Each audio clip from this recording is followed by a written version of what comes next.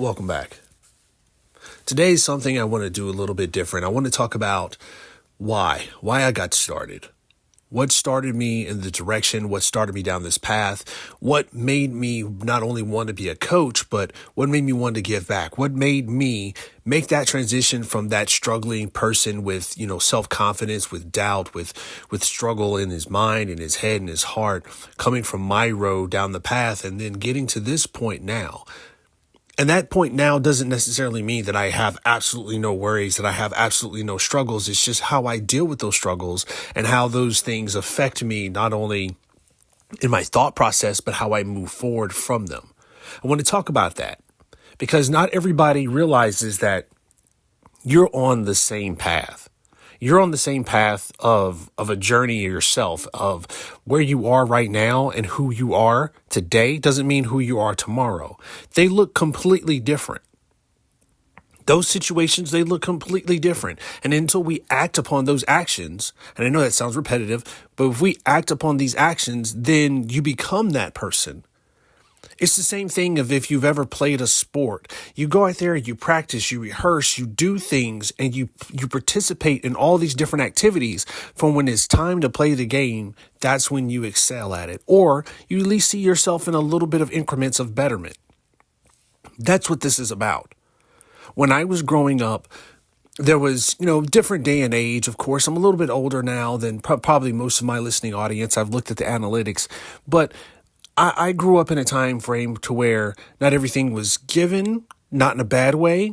When I say given, I mean resources.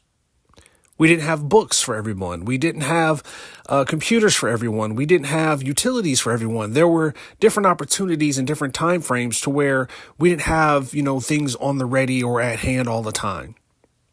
And I can remember during my elementary years, it was okay for me to not have a book. It was okay for me to not get opportunities or get a guidance counselor because they said that this person would never amount to anything. So they weren't really focused on my development. They weren't focused on my well-being. They weren't focused on what was in my head. They weren't focused on whether I could become that person. See, until you were introduced into like the English language or math or anything like that, until you were introduced to those different things, they weren't valuable to you. You were content in your own little world, content in your own being. And then when you started mastering those different things, those different elements and teaching the alphabet and so on and so forth, they became building blocks. Well, if you are negated those building blocks, what could you possibly build? You're going to build something that makes sense to you. And that's what your element of your life is going to be based around the things that make sense to you. So the more that I kept going into those situations and those circles of life to where I was negated those tiny bits of evidence, those tiny bits of building block knowledge. I think it came up into the middle school era where I started realizing and seeing things to where other people had more. And I don't just mean monetarily. I mean, they had more opportunity. They were respected more. They were being embraced more. They had more social status. They had more education. They had more opportunity. They were being welcomed more. I started seeing all those things and I'm thinking they're no different than me. What's stopping me from getting to this point? What's stopping me from being and being envious of this person's life or this person's situations or this person's friendship? What stopped me from doing that? And I had to take a deep dive very early on. Like I said, this is about in middle school. I took a very deep dive of looking at society, looking at these social constructs, looking at human interactions, looking at people, looking at the motivation, what drives them. This is what started me down this path to develop. I got sidetracked somewhere in high school, not from, most typical parties and things of that nature, but I got sidetracked through grief and other situations that happened due to losses within my family.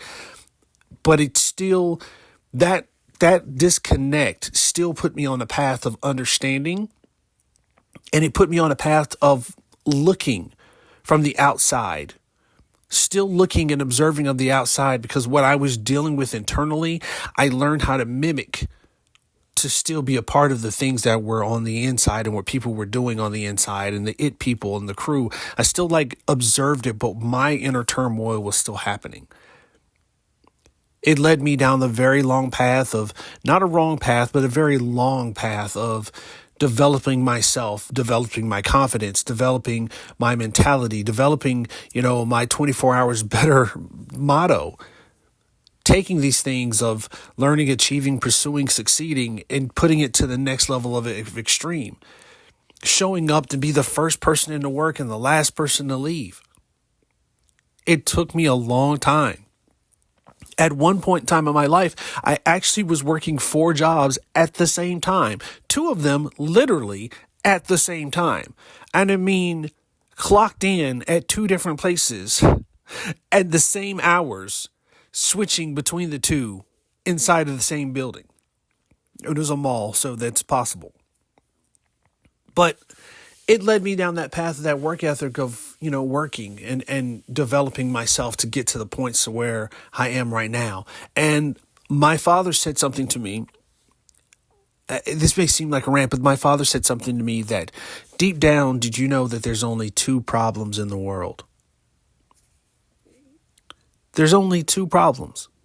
There's the ones you can handle and the ones you can't. You really shouldn't worry about the things you can handle because you already know the things that you can do. You are fully aware and have knowledge of the things that you can do, and that's exactly where you can go.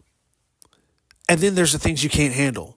No matter what you're doing, no matter what you can do, no matter what the situation is, no matter what arises, there's nothing you can do about it. It's totally out of your control. So why are you focused and worried about the things that you have nothing to contribute to resolve? Put your energies and your efforts into the things that you can actually solve. And I took that mentality towards my goals and my efforts. I was making $5.15 an hour, working at a movie theater, trying to make ends meet, trying to take care of kids, trying to, elevate myself, trying to do things. And it made me survive, but it didn't make me thrive.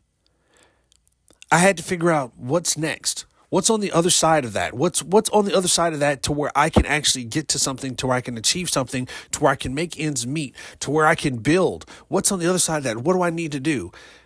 And I would hear a guy, that come into the restaurant and bar and talk about, I made this much money today, this much that today.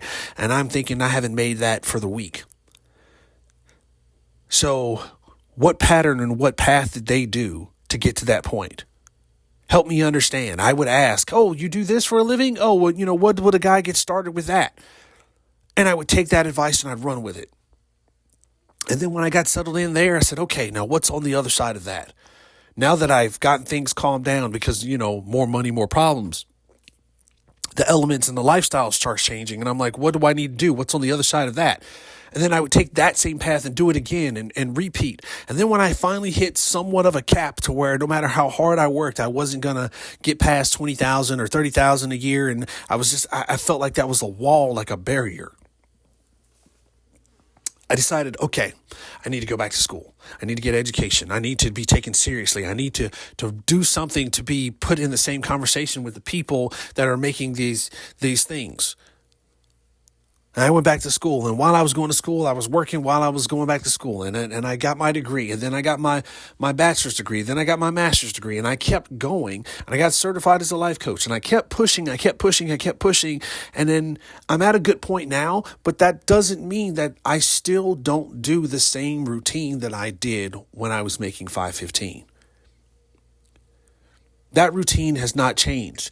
I am in this conversation right now with you. Hopefully you're listening to this and you're taking note. I'm in this conversation with you right now saying that I am actively pursuing not only to help, but to benefit not only this business, to help, to encourage, to inspire you, to inspire me, to take myself to the next level, to take myself to the next spot.